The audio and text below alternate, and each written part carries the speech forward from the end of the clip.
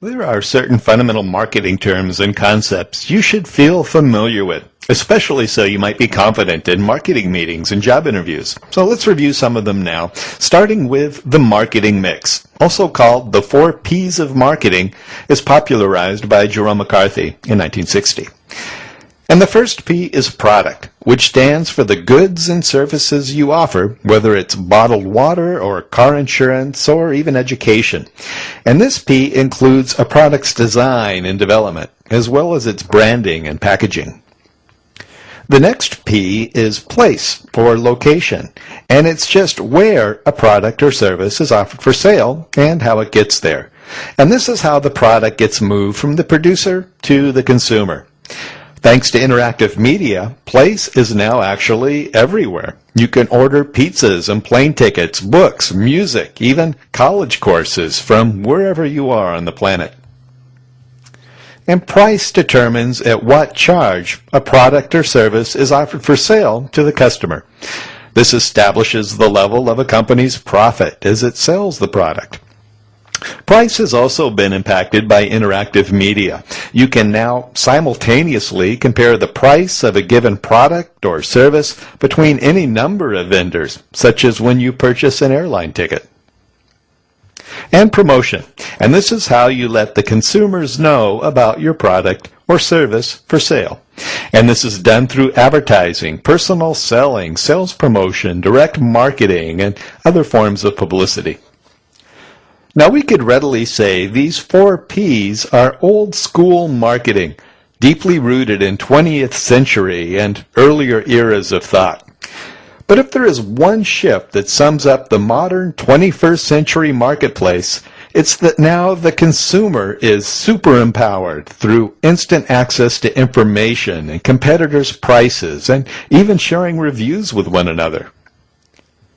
So the traditional 4 P's may well benefit from a rewrite according to a customer's perspective with the new 4 C's of marketing. And all we're going to do is take the old P principle and transfigure it to a consumer vantage point. For example, customer value. And that's how a product benefits a customer from the buyer's point of view. And cost to the customer. And this covers price plus the other customer's costs, such as time spent traveling to a store or the shipping charges for a product bought online. Convenience for the buyer, or how easy is it for the customer to find information about a product or service as well as purchase it. And communication. And this is now a two-way dialogue or conversations with multiple people as a customer makes a purchasing decision. And positioning and targeting. These are 2 of the most important aspects of marketing, so much so that they weave throughout all the other P's and the C's.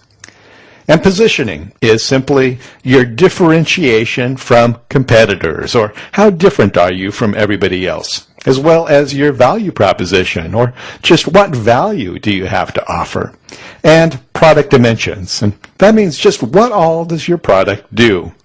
And some sample positions may be, are you the newest or the best, the most convenient, the cheapest, the best value, the coolest, the most prestigious, or do you offer the most features? For example, how do you position yourself as a person? Are you smart, hardworking, skilled? Do you make the lives better for the people around you? Now that may be your position, for example, as you try to appeal to possible employers or even a potential mate. And targeting simply answers the question, who are you positioning your product for? And this can also be measured in terms of demographic segmentation, which we'll consider in a moment. Now, value proposition and product dimensions answer the question of just what do you do and what are the various dimensions of your product. For example, for many years, the big toothpaste battle was between Colgate and Crest. Colgate promised white teeth. Crest featured the American Dental Association seal of approval as a top cavity fighter. Well, then along came Close-Up, which offered a gel that claimed not only will we make your teeth cleaner, but we'll make your mouth taste fresher too. And their slogan was, "Get a little closer with close-up." It was a great proposition, and they won a big chunk of the toothpaste market. Well, soon Colgate and Crest jumped in with their own gels. Then along came the pump dispenser and Arm & Hammer's baking soda toothpaste. Well, then Colgate Total offered a gel and a baking soda and a pump dispenser and said it will fight cavities, freshen breath, reduce tartar, and fight gingivitis all at the same time, all within a single product. And it's called adding dimensions, or expanding your reach into new demographic segments, or going deeper within your existing segments. Well, marketers are going to position their product and services according to the demographic characteristics of their target audience. Some of the most important demographic measures are these. Gender, especially in many cultures where women are the primary decision makers for purchases. And age, young people certainly buy different things than older people. And income, especially considering disposable income, which can be important for the sale of non-essential items or even luxury purchases such as travel. And education. Now, asking how much someone makes may be a sensitive question, but not so much asking about their education, which most people will readily discuss and may give you some indicator of their earnings. And location. For example, people in tropical climates will not likely be buying many heavy winter jackets. And marital status. Married people have different spending patterns than single people, especially once they have babies. And culture. And this is a complex measure and could well be the topic of an entire course in itself. Now, each product dimension and each target segment requires a different marketing strategy.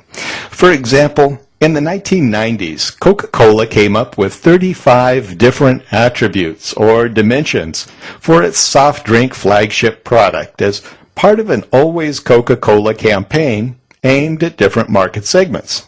And some of these product dimensions were, it's refreshing, it's sociable, trendy, reliable, cool, smart, it understands me, it has a bite and a distinctive taste, it's modern, it's funny, emotional, simple, large, friendly, consistent, and everywhere, always within reach, and so on, appealing to different target segments.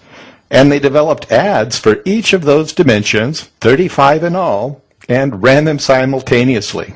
And it worked, increasing sales of Coca-Cola soft drink by 50% in just 5 years. Now, Philip Kotler, who's the dean of marketing textbooks, says that if you nail positioning and targeting, all the rest of your marketing campaign will fall into place. And I'd suggest if you just nail targeting, then even position will fall into place on its own. Let's say I segment my market to a target of 1, which is you. And if I know your happiest memory, if I know what scares you in the middle of the night, if I know what makes you feel safe and cherished, and if I can make you feel that no one in the world matters to me more than you do, well, then I might well win your loyalty, simply based on the position that I know what you need and I can meet it. And the moral of the story is know your audience, know your target, know your people first.